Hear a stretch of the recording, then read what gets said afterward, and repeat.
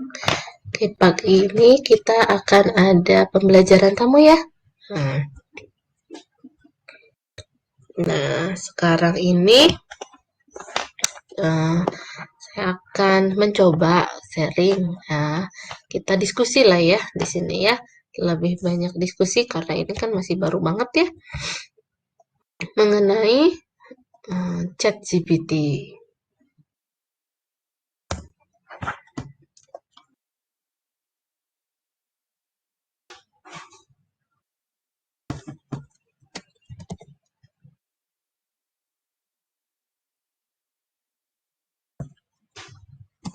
Nah, sebelum kita mulai, mungkin ada teman-teman yang belum kenal gitu ya. Jadi kita kenalan dulu ya. Perkenalkan, nama saya Fajar Rahayu ya. Nah, udah kelihatan kan? Nah, saya Fajar Rahayu, saya salah satu pengajar di Bisai dan juga pengajar di salah satu di kampus ya, kampus di Jakarta ya, di Jakarta Selatan terutama. Nah, eh, kebetulan saya ini lulusan dari teknik elektro ya, dari teknik elektro. Eh, dan saya dulu sebelum menjadi pengajar sempat em,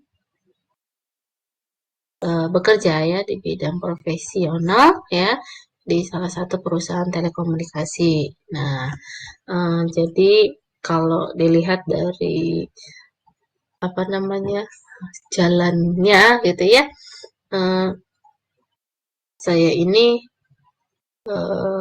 lebih sering ya di bidang telekomunikasi ya, di bidang jaringan terutama ya.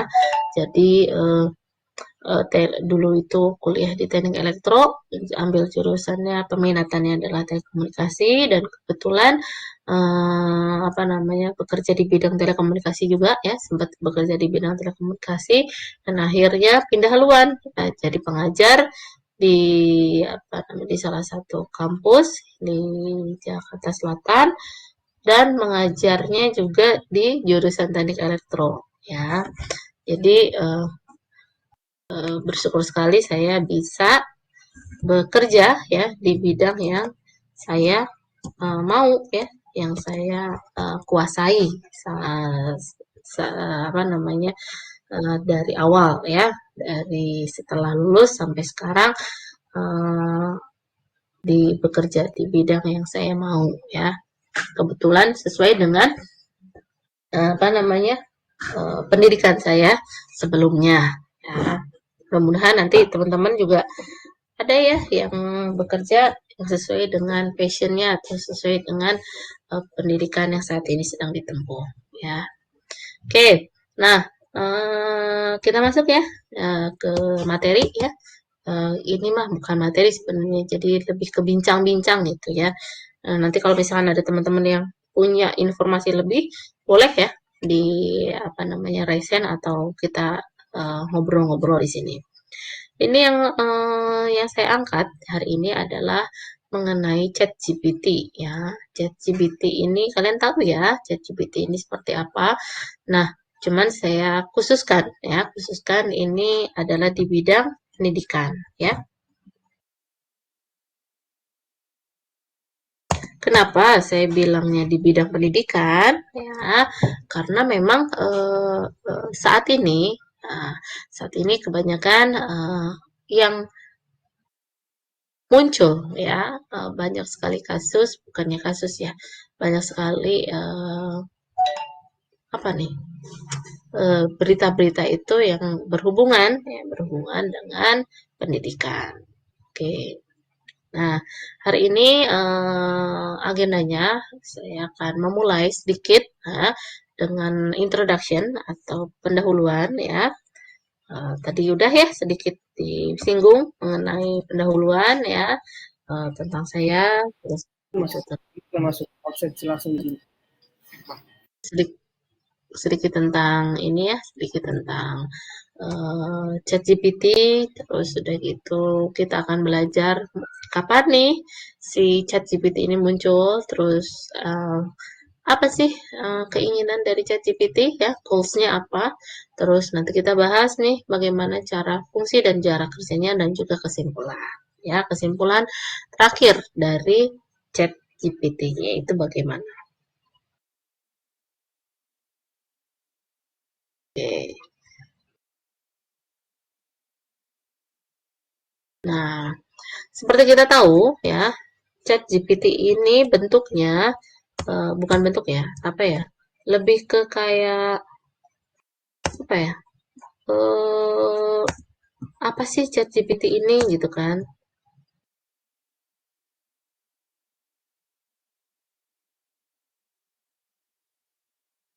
Mungkin kalian juga tahu sebenarnya ya. Jadi kalau kalau dari yang saya baca ya, dari yang saya baca referensi-referensi yang saya baca itu ChatGPT itu kurang lebih nih dia kayak machine learning ya, machine learning untuk mencari atau membuat solusi ya. Nah, dari sini ini yang saya temukan dari suatu Wikipedia ya. ChatGPT adalah suatu chatbot AI yang berupa model bahasa generatif yang menggunakan teknologi transformer untuk memprediksikan probabilitas kalimat atau kata berikutnya dalam suatu percakapan ataupun perintah teks. Mungkin di sini kalian akan bertanya-tanya, apa bedanya sama chatbot gitu kan?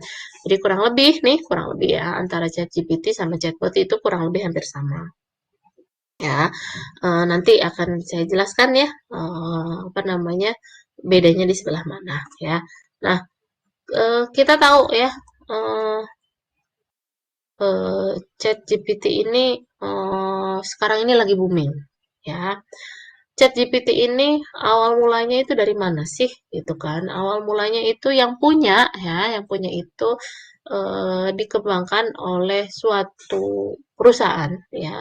Perusahaan yang dikembangkan namanya adalah OpenAI, ya. OpenAI ini siapa? OpenAI ini adalah sebuah laboratorium, ya. Sebuah laboratorium yang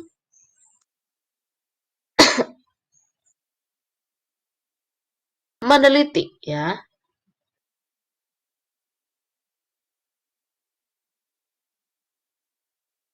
yang meneliti mengenai suatu kecerdasan buatan. Kita tahu oh kecerdasan buatan itu mulai dari apa namanya machine learning, terus ada deep learning, terus ada banyak berbagai macam ya.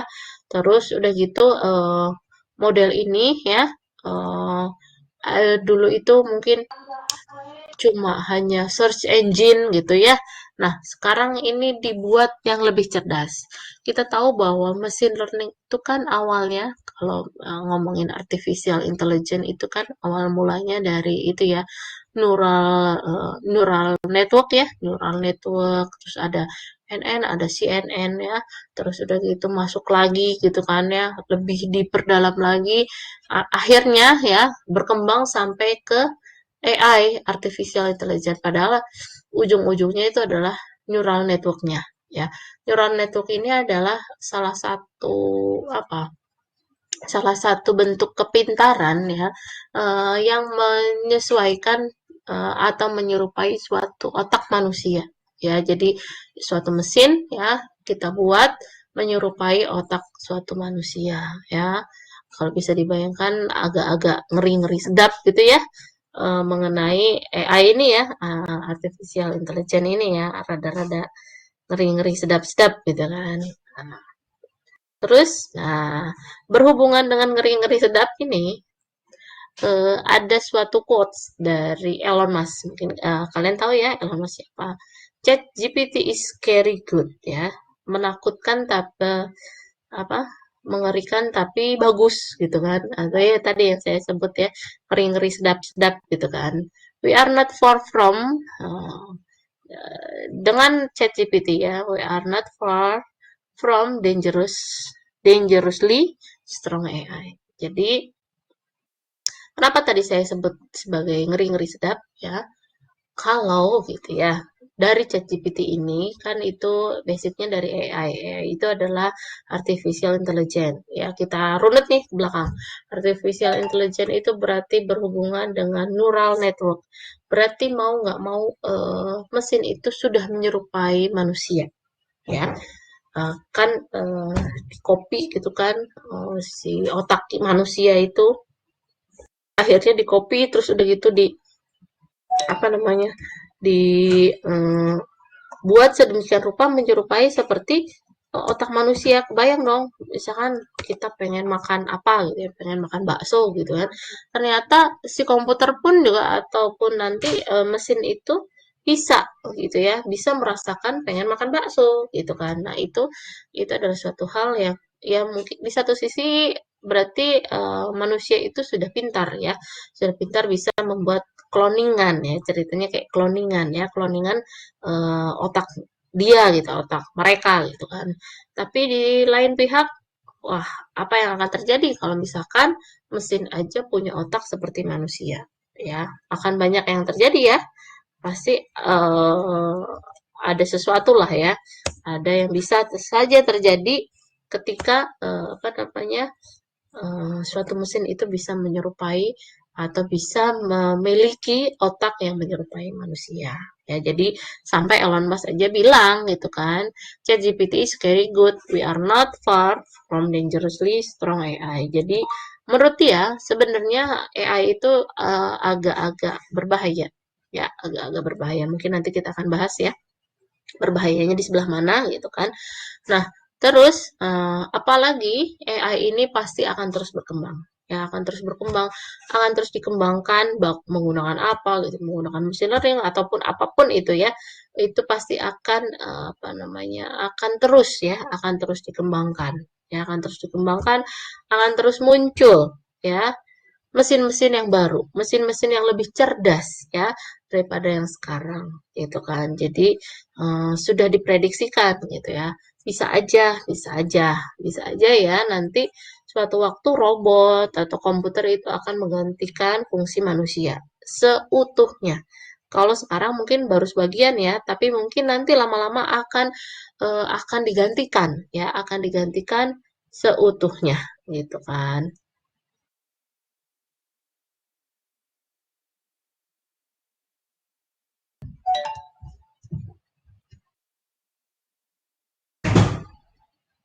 Oke, siapa nih yang bertanya? Agri, jadi?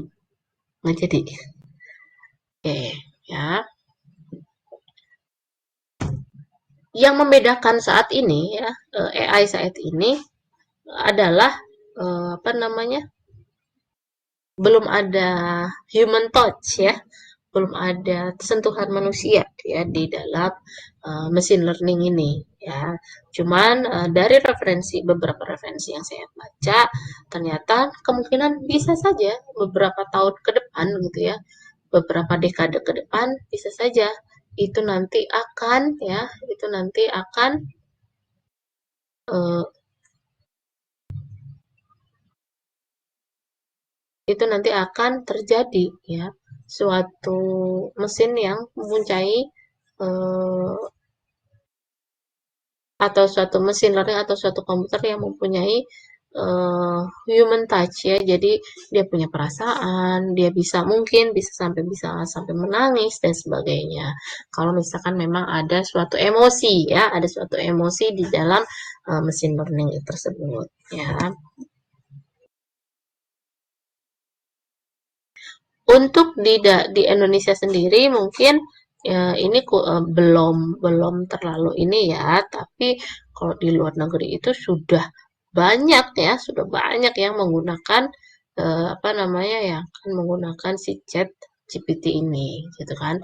Di Indonesia sendiri yang menggunakan AI ini juga masih kurang ya, masih masih masih bisa dibilang sedikit lah ya, atau mungkin kadang-kadang kita nggak nggak nggak apa ya nggak ngeh kalau itu adalah AI gitu kan atau itu adalah salah satu chat ya chat GPT gitu kan. Nah, oke, selanjutnya. Nah, ini adalah salah satu sejarahnya kenapa kita sekarang punya kita kenal sama yang namanya ChatGPT. Nah, yang pertama ya, tahun 2018 itu OpenAI itu membuat ya GPT ya.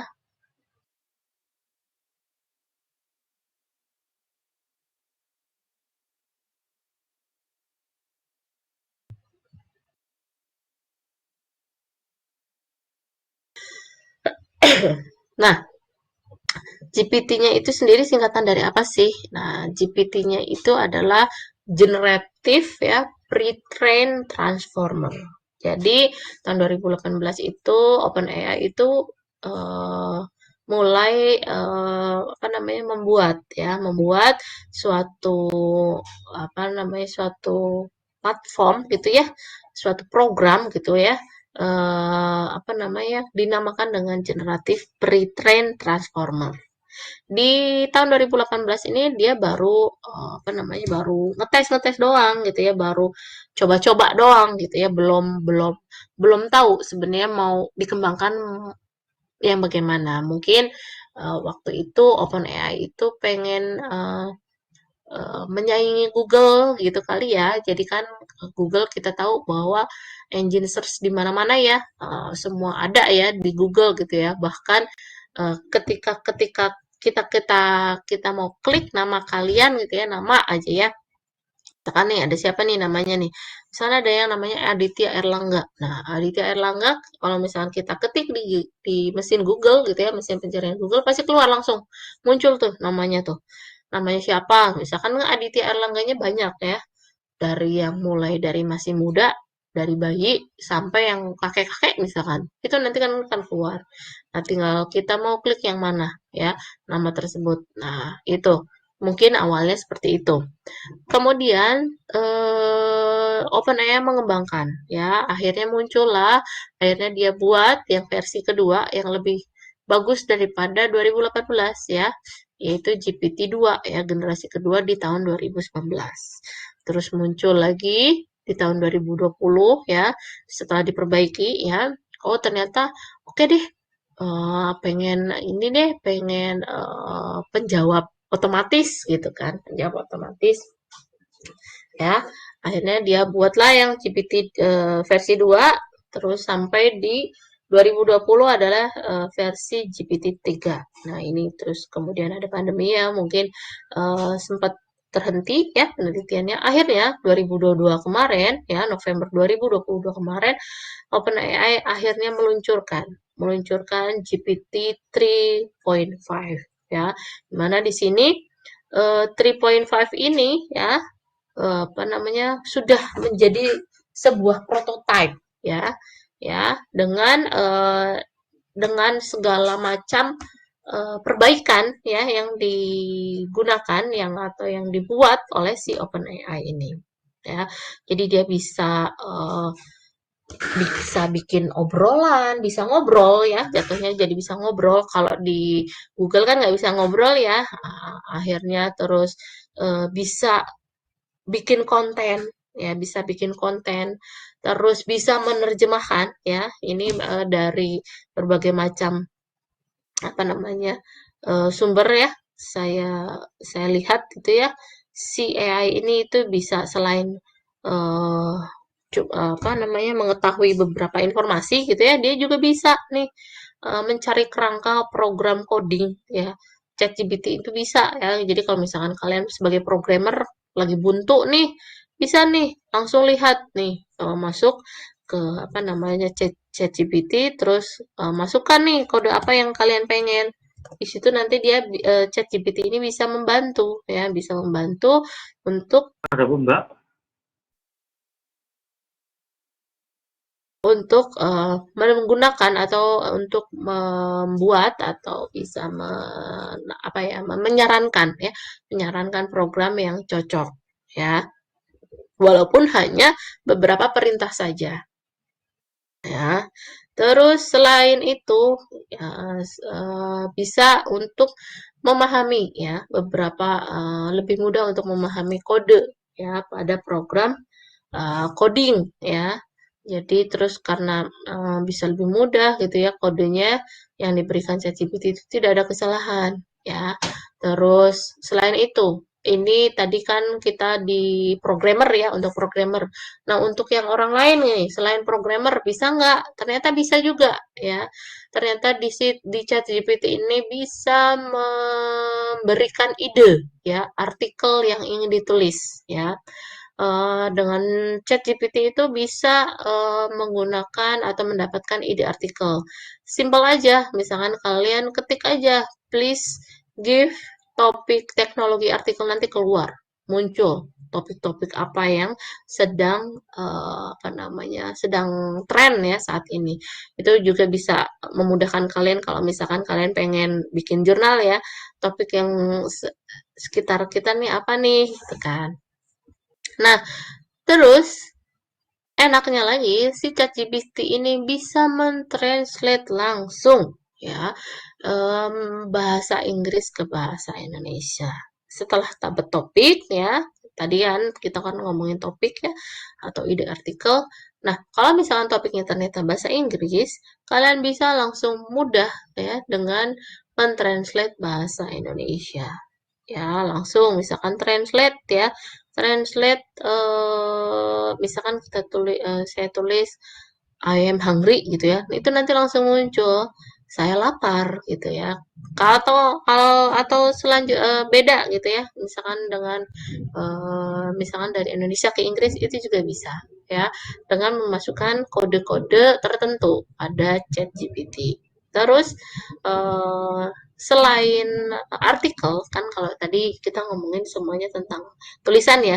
Nah, ini juga bisa memberikan beberapa ide ya, ide desain untuk sosial media.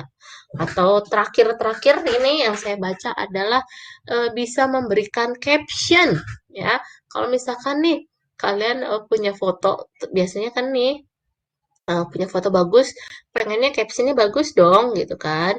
Nah akhirnya kalian kalau misalkan nggak lagi buntu, nggak punya ide mau nulis caption apa, kalian ketik aja di ChatGPT, terus nanti dia akan muncul tuh caption-caption terbaru atau caption-caption kekinian yang bisa kalian buka atau kalian apa namanya kalian tiru gitu ya tulisannya.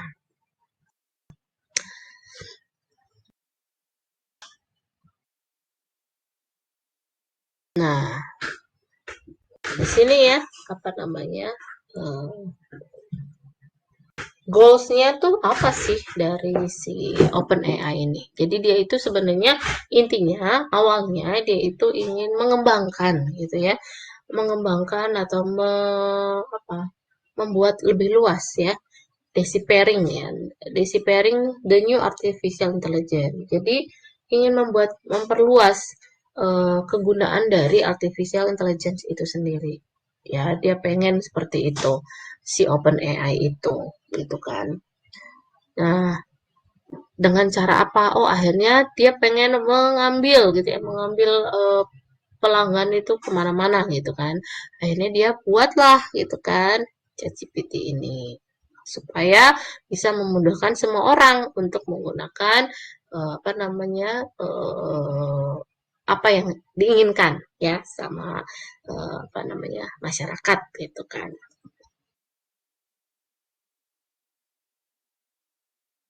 Nah, tadi saya sudah jelaskan ya di depan fitur dari ChatGPT-nya itu apa.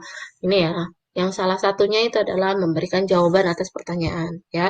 Kalau kayak gini doang, Google Search juga bisa ya. Nah, tapi dia ternyata akhirnya dia bisa membuat seperti percakapan ya. Terus dia bisa menyelesaikan teks atau frasa tertentu ya. Jadi misalkan kita ketik aja misalkan eh, mm, lagi galau gitu ya. Nah, itu nanti ada bisa diteruskan sama si ChatGPT ini ya. Bisa diteruskan, bisa dilanjutkan, akhirnya jadinya seperti apa? Akhirnya bisa jadi puisi kah? Apakah jadi pantun? Apa bisa jadi suatu paragraf? Itu bisa ya. Terus dia bisa apa namanya? Menghasilkan respon ya, chatbot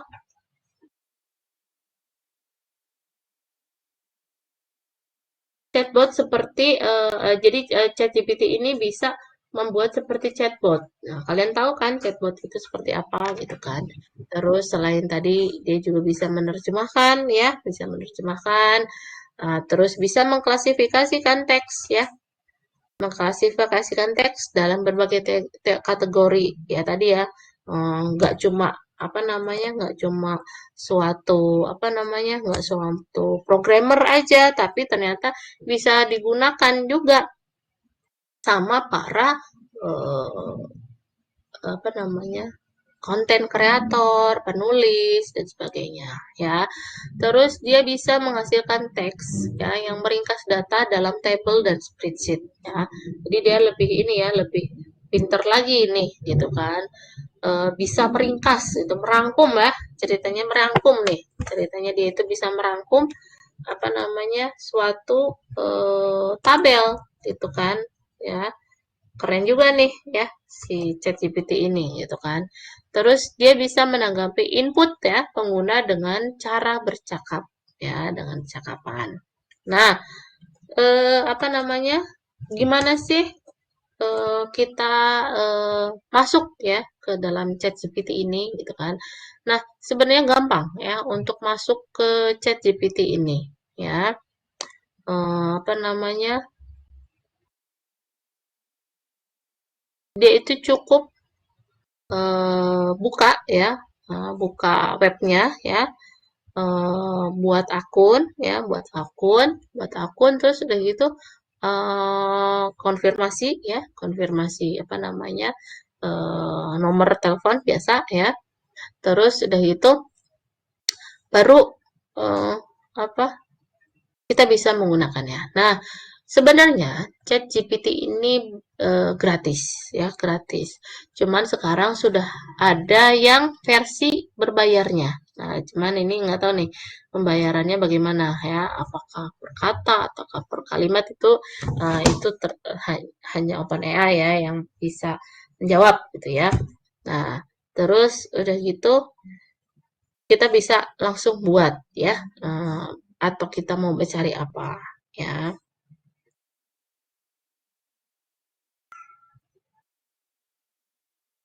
Terus ternyata di ChatGPT ini itu bisa bermain game juga ya, bisa bermain game juga. Kebayang ya, apa namanya, bisa main game di ChatGPT.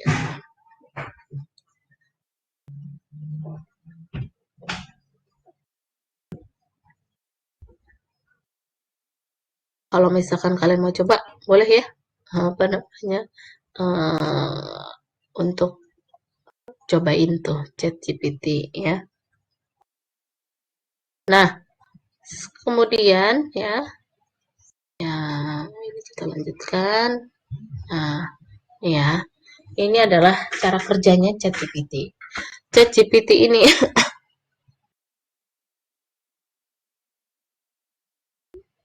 nah ini ada pertanyaan nih dari Anselmus Roman. Jawaban ChatGPT ini hasil buatan sendiri atau hasil pencarian internet dan research dari database-nya? Dan apakah ChatGPT ini berbahaya bagi pendidikan anak-anak karena anak-anak sekarang pengennya jawaban instan tanpa tahu proses kerjanya. Nah, ini yang akan saya bahas. Nah, kita tahu ya ChatGPT ini adalah kita menggunakan apa namanya, mesin learning yang ada ini ya untuk untuk menjawab ya, itu nanti pasti akan banyak yang diuji coba, ada banyak jawaban-jawaban yang dimasukkan ya. Jawaban-jawaban itu akan dilatih ya, dilatih menggunakan apa? Menggunakan RLHF. Nah, Reinforcement Learning from Human Feedback. Jadi apa namanya, ChatGPT ini akan diberikan ya jawaban-jawaban dari feedback manusia. Cuman kita nggak tahu kan ya feedback manusia yang bagaimana nih gitu kan? Apakah rakyat Indonesia ataukah hanya sekumpulan misal nih hanya orang Amerika atau orang Asia, yang Asia Timur gitu ya, Jepang doang gitu kan. Nah, itu kan nggak tahu. Apakah benar human feedbacknya itu adalah tertentukah atau mencakup seluruh manusia di dunia ya. Terus LLHF adalah lapisan pelatihan tambahan yang menggunakan feedback dari user untuk membantu ChatGPT mempelajari kemampuan, mengikuti arahan, dan menghasilkan tanggapan yang memuaskan manusia seperti menjawab pertanyaan, tindak lanjut, dan mengakui kesalahan. Nah, dari sini bisa kita tahu bahwa belum tentu jawaban yang dicantumkan oleh ChatGPT ini adalah benar 100%, ya. Jadi belum tentu ya. Dan menurut apa namanya pemiliknya atau yang membuat uh, ChatGPT ini tuh dia juga bilang gitu ya bahwa apa namanya jangan percaya 100% ya mengenai atau mengenai hasil dari ChatGPT tersebut gitu ya. eh, Tidak selamanya yang dibilang itu adalah benar. Karena memang kan namanya juga masukin database pasti namanya juga mesin ya, mesin itu pasti ada kesalahan walaupun sebagaimanapun kita akan meredam ya kesalahan itu pasti ada kesalahan walaupun misalkan hanya misal 0,001% gitu ya tapi tetap aja kesalahan itu kemungkinan besar ada ya. Jadi kalau kalian hanya untuk sebagai acuan, silahkan ya. Tapi kalau untuk mau apa ya namanya, plek, tiplek, ser gitu ya, itu nanti kalau saya bilang tidak disarankan ya, karena tadi ya kita nggak tahu ya, manusianya apakah dari Indonesia, jadi feedbacknya itu apakah benar dari manusia, terus rentang usianya apakah sesuai gitu kan, dengan rentang usia tersebut gitu kan. Apa yang kita tanyain kadang-kadang kan eh, maksudnya kita bertanya sebagai generasi X misalkan, tapi dijawab secara general gitu kan. Jadi mau dari generasi Z, generasi X, generasi Alpha, generasi Strawberry, semuanya dijadikan satu sehingga muncul apa namanya kesimpulan akhirnya itu yang dikeluarin yang kalau misalkan kita menulis di ChatGPT. Nah, jadi kan kadang-kadang tidak sesuai gitu ya, tidak apa, tidak relevan itu. Oke, apakah berpotensi penuh untuk menggantikan para pengajar? Nah, ini ya, cakep juga nih pertanyaannya nih, itu kan.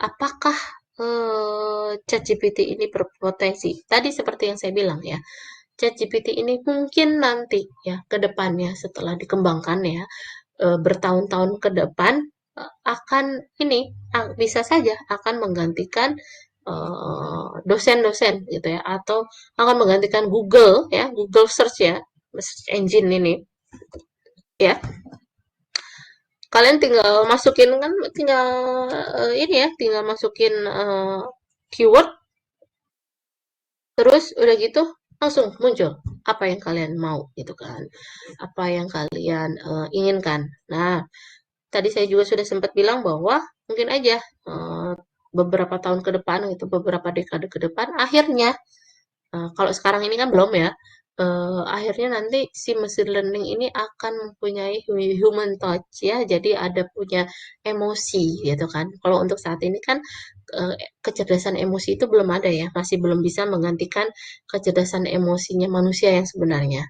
Nah, tapi mungkin aja nanti di beberapa tahun yang ke depan gitu ya, 10 tahun atau 20 tahun yang akan depan, mungkin aja, bisa aja berkembang ya. Akhirnya mungkin ada yang menemukan gitu ya, eh, mengcopy atau mengcloning emosi dari otak manusia, terus bisa dikloningkan ke dalam komputer bisa aja. Akhirnya jadinya ya itu tadi, kita nggak usah belajar ke kampus atau ke mana gitu ya, cukup dari ChatGPT. Nah, cuman tetap harus ada apa namanya yang mengatur. Maksudnya yang mengatur adalah yang membimbing. Ya. Nah, ini tadi ini akan berhubungan dengan pertanyaannya Anselmus Roman tadi ya. Bagaimana kalau misalkan anak-anak tadi ya pengen tahu jawaban akhir ya, biasanya kan pengen tahu jawaban akhir. Nah, inilah kenapa ChatGPT ini harus tetap diawasi oleh orang tua, ya oleh orang tua, oleh dosen gitu ya, oleh guru. Kenapa? Karena ya itu tadi, bagaimanapun juga ya semua itu tidak bisa diselesaikan dengan hasil akhir ya atau jawaban akhir. Kita harus tahu prosesnya itu bagaimana gitu ya. Kita harus tahu itulah harus harus ada tetap harus ada human touch-nya ya.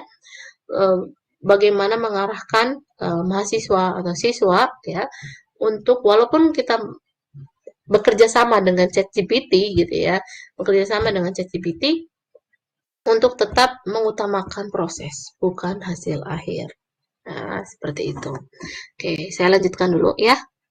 Nah, terus mungkin ada pertanyaan atau ada yang bertanya bedanya ChatGPT sama chatbot itu apa? Nah, kalau ChatGPT itu kata-katanya cenderung formal. Jadi kayak kumpulan dari Wikipedia, terus textbook ya. Jadi kurang berekspresi. Sedangkan kalau chatbot itu biasanya hanya untuk menjawab suatu produk ya, menjawab suatu produk, informasi produk dan biasanya hanya tertentu aja. Jadi database-nya lebih sedikit ya. Jadi dia untuk meringankan tugas produsen ya, tugas produsen untuk menjawab pertanyaan pelanggan gitu kan. Misalkan kalau misalkan dia pabriknya udah besar gitu kan nggak mungkin ya dia jawab satu-satu ya pertanyaan dari kan konsumer gitu kan ya konsumen. Akhirnya dia menggunakan mesin learning, yaitu dia menggunakan chatbot. Ya, menggunakan chatbot. Nah, di chatbot sudah diisi nih, diisi jadwal apa namanya jawaban-jawaban gitu kan. Apa nih yang biasanya ditanyakan berdasarkan informasi. Sama ChatGPT juga sama, diisi database memori gitu kan ya. Tadi dari feedback-feedback manusia gitu ya mau yang positif, mau yang negatif dimasukkan, terus trennya sekarang apa. Nah, mungkin sama si OpenAI ini untuk ChatGPT ini database-nya mungkin 5 tahun terakhir atau ya paling lama mungkin 10 tahun terakhir gitu ya. Supaya tetap ada kekiniannya gitu ya. Oke, Roman mau bertanya lagi? Roman? Aku pencet deh. Nah, akhirnya bisa disimpulkan. Ya, bisa kita simpulkan bahwa tadi ya berkaitan dengan pertanyaan dari Dimas dan juga Roman tadi, bagaimana kita apa namanya terhadap ChatGPT ini? Karena banyak banget akhirnya ya yang menggunakan ChatGPT kan untuk mengerjakan tugas. Ya, nah kalau semuanya menggunakan ChatGPT, pasti akan ada beberapa keseragaman kata, ya. Sehingga kalau misalkan nih dosennya melihat atau gurunya melihat jawaban yang ada dari jawaban dari kalian gitu ya masing-masing kalian, pasti akan otomatis wow, ini kok sama nih antara A dan B gitu kan. Pasti ada ini ada kesamaannya gitu kan. Nah, itu akan jadi pertanyaan dong, apakah saling mencontek, apakah dari mana ya? Apa namanya sehingga ChatGPT ini pastinya akan mengganggu proses belajar untuk mengajar. Terus kemudian juga akan berhubungan dengan keamanan. Apakah aman kata-kata yang keluar atau yang muncul yang dihasilkan oleh ChatGPT ini ya. Terus akhirnya kalau misalnya sudah terlalu sering menggunakan ChatGPT akhirnya jadi ketergantungan ya. Jadi tergantung terhadap ChatGPT ya. Nah, terus jadi males ya. Jadi akhirnya nggak efektif pembelajarannya. Yang tadinya pengennya kalian berpikir secara kreatif gitu ya.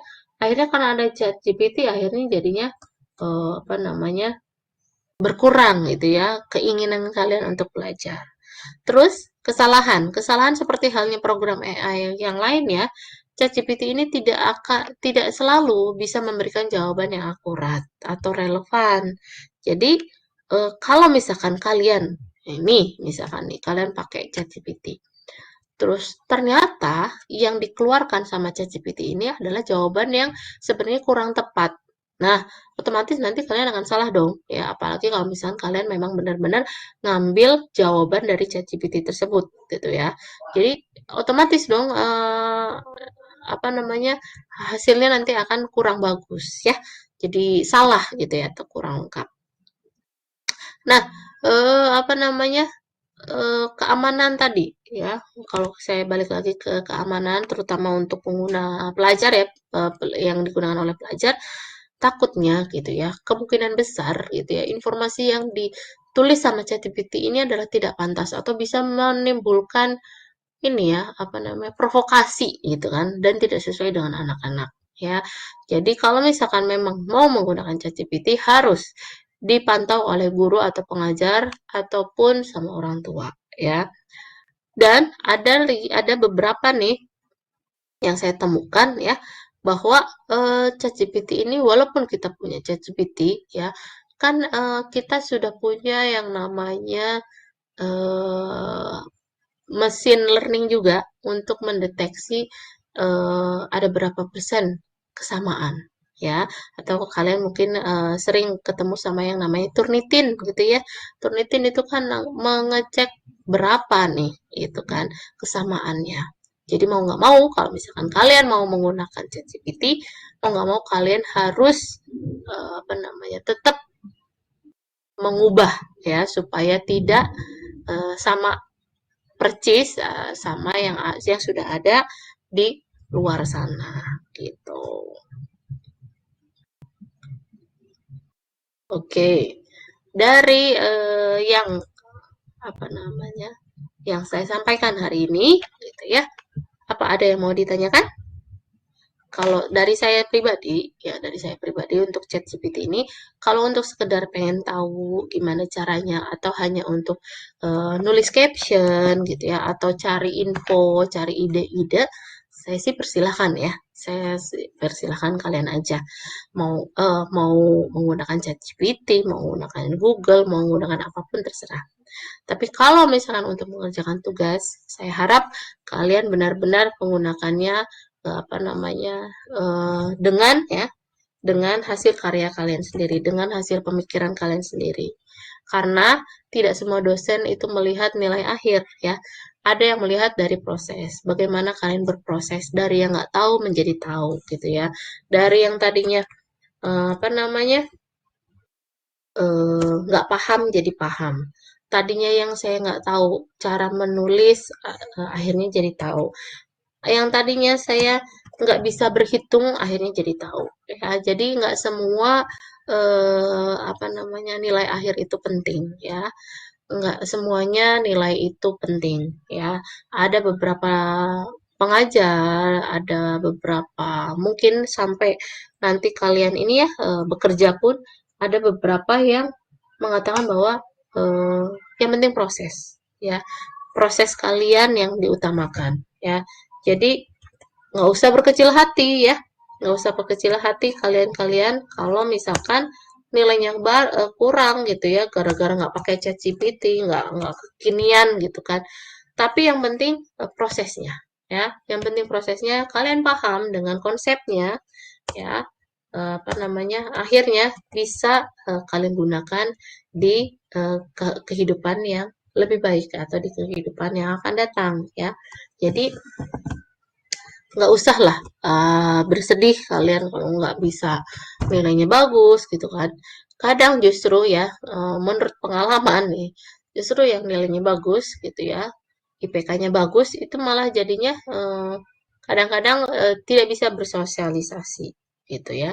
Nah, salah satu yang ditakutkan dari ChatGPT ini karena nanti ketergantungan ya, tadi kan sempat saya bilang ada ketergantungan akhirnya kalian tidak akan membutuhkan teman, gitu kan.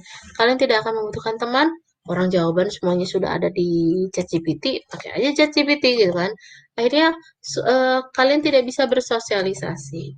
ya, tidak akan bisa bersosialisasi dengan teman, dengan orang lain. Padahal fitrahnya kita sebagai manusia itu adalah bersosialisasi, ya kan? Itu kita ngobrol gitu ya. Nah, kadang-kadang itu apa namanya? Itu yang ditakutkan dari ChatGPT ini. Terus udah gitu, tadi saya bilang sempat juga bilang ya, kalau nulis, namanya nulis kan tulisan itu kaku ya, formal kaku. Jawabannya pun nanti kemungkinan besar adalah kaku juga ya.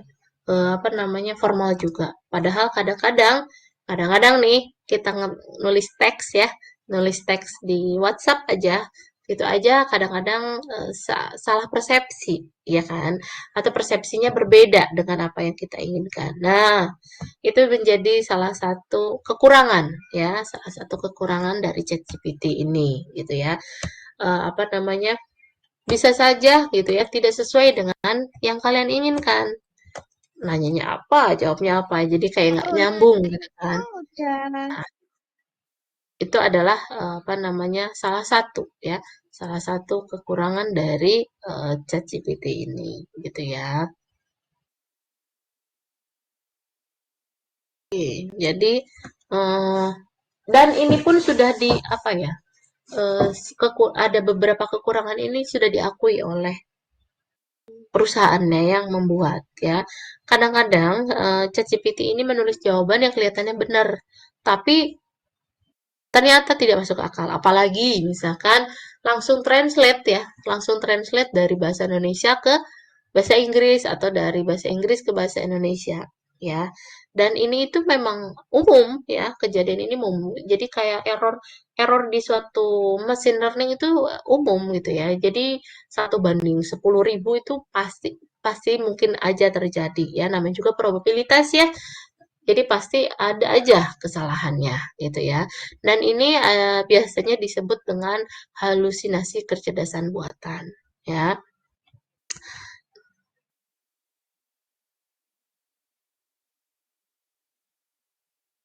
Nah, terus apa namanya? eh ChatGPT ini dari yang referensi yang saya punya ya, eh, hanya punya nih database dari setelah tahun 2021. 2021 nih, 2021. Terus akhirnya berkembang kan ya, akhirnya ChatGPT ini juga tidak boleh ya, tidak boleh berbicara tentang politik ya. Terus apa namanya ras kayak gitu-gitu juga nggak boleh ya. Jadi akhirnya ChatGPT ini akhirnya juga ternyata dibatasi juga gitu ya untuk mengekspresikan ini kan. Eh, ada beberapa yang akhirnya dibatasi tapi ya namanya juga ya entah ya namanya ChatGPT itu bukan milik kita ya, bukan punya kita ya. Jadi tergantung dari si orang ini mau ngisi database dengan apa. Itu kayak kita nggak tahu nih. Ada maksud tertentu kah atau ada sesuatu kah? Nah, ini yang harus kita pahami ya.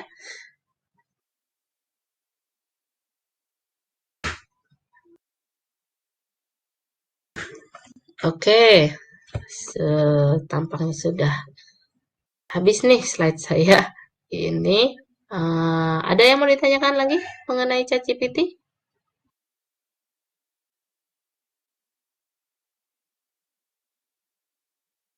Kalau tidak ada, boleh kita share screen dulu yuk, open cam dulu yuk. Saya mau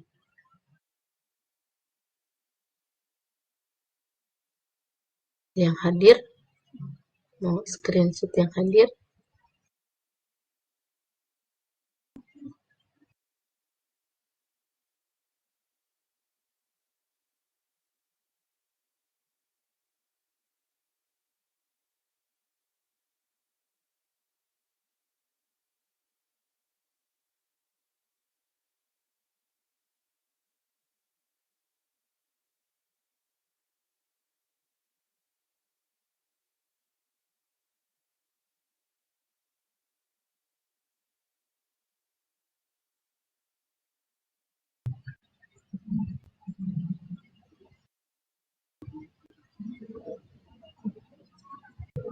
Oke. Terima kasih teman-teman yang sudah bisa open cam. Saya akan screenshot ya.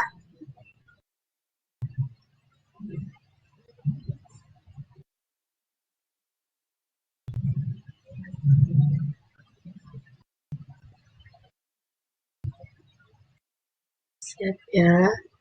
1, 2, 3. Oke, ada lagi nih yang baru masuk. Boleh kita screenshot lagi sekali lagi. 1, 2, 3. Oke, kalau begitu terima kasih teman-teman sudah mendengarkan cerita saya hari ini ya di materi chatbot ya. ChatGPT, maaf. Mudah-mudahan kita nanti akan bertemu lagi dengan pembelajaran tamu yang lain dengan materi yang lain. Terima kasih semuanya. Salam sehat semuanya. Sampai jumpa di lain waktu. Assalamualaikum warahmatullahi wabarakatuh. Waalaikumsalam warahmatullahi